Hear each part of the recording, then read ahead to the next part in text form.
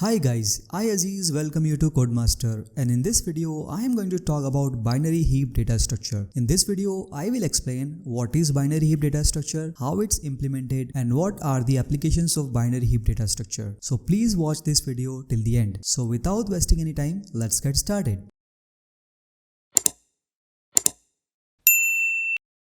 Alright guys, so let's begin this video.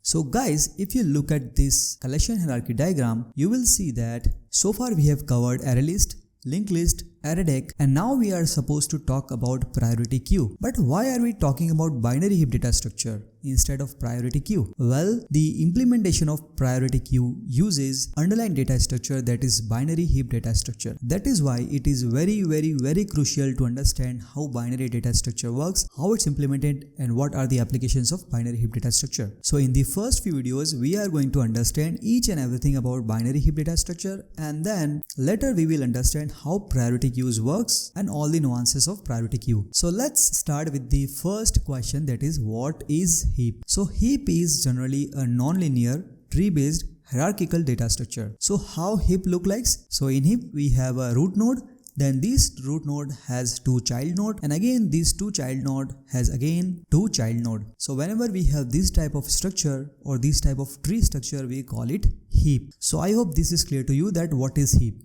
It's a simple non-linear tree-based hierarchical data structure. So now moving on to what is binary heap data structure. So a heap is said to be a binary heap data structure if it satisfies all the properties of complete binary tree. Now this begs the question that what is complete binary tree? So in order to understand complete binary tree, first we have to understand what is binary tree. So if you split this word binary tree, you get two words, that is one is binary and one is tree.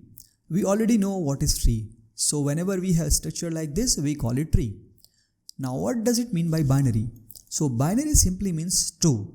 Okay. So this means if we have a tree and all the node of that tree must be having at most two child node, then we call it binary tree. So you can see here that this is a binary tree because this is a root and this root has at most two child, not more than two, but less than two is okay. So if we have this type of structure where each node has at most two child nodes, then we call it binary tree. Now if this is clear to you, then let's move on to understand what is complete binary tree. So for any tree to become a complete binary tree, it must follow these three properties, and these are: first, it should be a binary tree. This means all the nodes has at most two child nodes. Okay. The second property is all the levels are filled except the last level. Okay, so this is the second property that must be fulfilled by a tree to become a complete binary tree. And the last property is last level are filled from left to right. So let's understand these properties with these examples. So if we consider this tree is satisfying first property, that each node has at most two child and all the levels are filled. So here you can see that first level is filled.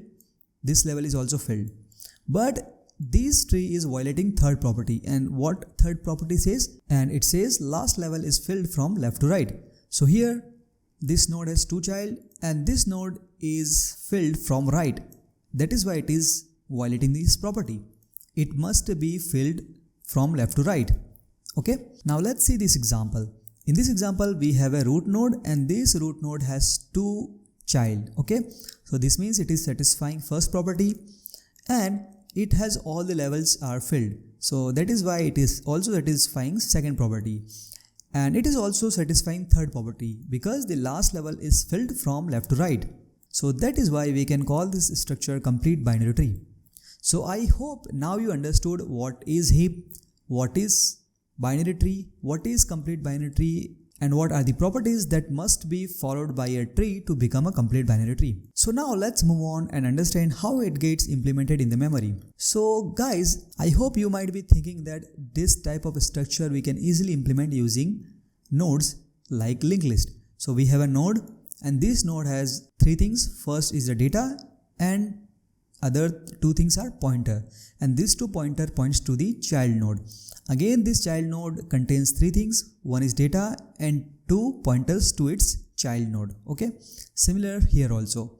But guys, if you look at this implementation closely, you will see that each node contains three data one is data and two are the pointers to the child node. So this way you are consuming hell lot of memory. Don't you think if you have large tree structure, you end up consuming hell lot of memory? Yes, of course. So the drawback of this type of structure is simply it consumes a lot of memory, and we don't have unlimited memory so that we can implement this type of inefficient structure in the memory. So guys, if I ask you that what would be the efficient way to implement binary heap data structure, let me know in the comment section. So guys, here comes the hero of this video, that is arrays. And guys, you will be stunned to know that we can implement this type of complete binary tree structure in arrays. Yes, you heard that right. So for example, let's say we have a complete binary tree like this, and here we have elements like 1, 2, 3, 4, 5, 6, 7. So we can implement this binary tree data structure into array easily. You can see that this is the array representation of this binary heap data structure. But here you might be wondering that if we implement this binary heap data structure into arrays, then how are we going to find the parent or the child relationship between the nodes? So let me tell you guys, it's pretty simple. So let's say for example, you have to find the parent of this node, that is 6. So 6 is stored at index 5. So if you want to find the parent of this node, you can simply put this formula, that is floor of index minus 1 divided by 2.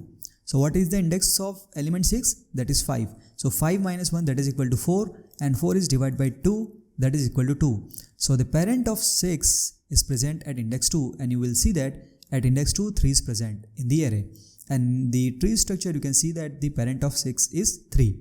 Now what about if you want to find the left child and right child of any node? So let's say you want to find the left child of node 1. So in that case you can apply this formula, that 2 into I plus 1, where I is the index of the node. So here the index of 1 is 0, so 2 into 0 plus 1, that is equal to 1. So you can see that the left child of node 1 is presented index 1, okay, that is 2. Now let's say you want to find the right child of node 1. So what is the index of node 1? 0. So let's put this formula, 2 into I plus 2. Here we are using plus 1 and here the value is plus 2. So 2 into 0 is equal to 0 and 0 plus 2 is equal to 2. So the right child of element 1 is present at index 2, and you will see that 3 is present at index 2 here. And in the tree structure also you can see that the right child of element 3 is 1. So guys, these are the three formulas that can be used to find the parent of any node and left child and right child of any node. And guys, these formulas will work for all the nodes in the tree structure. For example, let's say 2. If you want to find the left child of 2, then what is the index of 2? That is 1. So if you put 2 into 1, that is 2 plus 1, that is equal to 3. So if you go to index 3, you will get 4 here. And you will see that the 4 is the left child of this node, that is 2. So guys, this is how binary heap data structure is implemented using array data structure.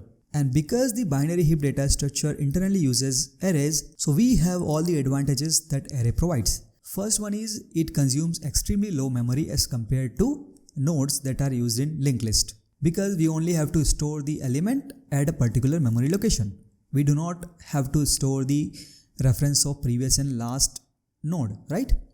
Now the second advantage we get is random access support.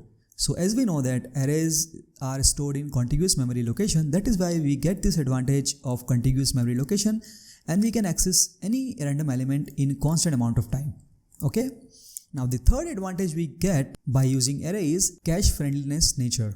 So because of the locality of references and the cache friendliness nature of this array, it is more likely that your CPU stores nearby elements in the cache. And if your CPU stores nearby elements in the cache, then it drastically improves the performance of the algorithm, because your CPU do not have to make a round trip to the RAM to get the element instead, so it can simply access the element that are present in cache itself. Okay. So these are the three advantages we get when we implement heap data structure using array. So guys, by now I think everything is clear to you that what is heap, binary tree, what is complete binary tree, and how heap gets implemented using arrays. So now let's move on and see that how many types are binary heap data structure are there. So there are two variations of binary heap data structure. One is minimum heap and one is maximum heap. So for any binary heap data structure to become minimum heap, it must follow these three properties. So what is the first property? The first property says it must be a complete binary heap. Okay. The second property says the value of root node is the smallest among all the nodes. Okay. And the third property says the property 2 is true for all the subtree in the heap recursively. So let's understand these three properties using this example. So if you see this structure, you will see that it is a minimum heap. And why is it so? Because it is satisfying the first property that it is a complete binary tree. You will see that this is one node and this node has two child nodes and all the levels are filled and the last level is filled from left to right. You can see that first it has 4, then 5, then 6 and 7. So it is a complete binary heap. Now second is the value of root node is the smallest among all the nodes. So you can see that the value of root node is 1 and it is the smallest among all the nodes. And this property must be true for all the subtree also. So if we consider the subtree like 2, 4, 5, then this should be true that the root node is smallest among all the nodes. So you can see that 2 is smallest among 2, 4 and 5. And if we consider the right subtree, you will see that 3 is the smallest among 6 and 7. So we can say that this tree structure is a minimum heap. Okay, I hope this is clear to you. Now let's move on and see the next variation of binary heap, and that is maximum heap. So for any binary heap to become maximum heap, it must follow these three properties. First is it must be a complete binary heap. Then the value of root node is largest among all the nodes. And this property is true for all the subtrees in the heap recursively. So let's understand this with this example. So here you can see that we have a root and the value of root is 7. Okay, and 7 is the largest among all the elements. And if we consider the leftmost subtree, you will see that the value of root is largest among all the nodes. Okay, and if we consider the right subtree, here also the 5 is the root and 5 is largest among all the nodes. So that is why we can say that this tree is a maximum heap. So guys, I hope now you understood what is maximum heap and what is minimum heap. Now let's move on and see some of the few applications of binary heap data structure. So the first application of binary heap data structure is it is used to implement priority queues. Yes, you heard that right. That is why we are learning binary heap data structure prior to learning priority queues. Now the second application of binary heap data structure is it is used in implementing heap sort. Okay, so heap sort is one of the most popular sort and that sort algorithm is based on binary heap data structure. Now the next application of binary heap data structure is it is used in many selection algorithm. For example, you want to select the minimum element out of all the element or you want to select maximum element out of all the elements. So in that case, once you create the heap, you can access the minimum and maximum element in big of one time or theta one time, that is constant operation. And the next and the last application of heap data structure is graph algorithms. So there are many graph algorithms like Prim's minimum spanning tree algorithm, Dijkstra's shortest path algorithm. So these algorithms uses binary heap data structure in order to solve specific problem. So apart from all these applications, there are numerous applications of binary heap data structure, but I managed to list down most of the popular applications of binary heap data structure right here. So guys, I hope that by now you understood what is heap, what is binary heap, what is complete binary heap, how it's implemented using array data structure, and what are the applications of binary heap data structure, or we can call maximum heap or minimum heap. So guys, if you have learned something valuable from this video, then hit the like button in order to make YouTube algorithm happy. Please subscribe to this channel and don't forget to click the bell icon so my friend you never miss any upcoming video. So this is all from my side.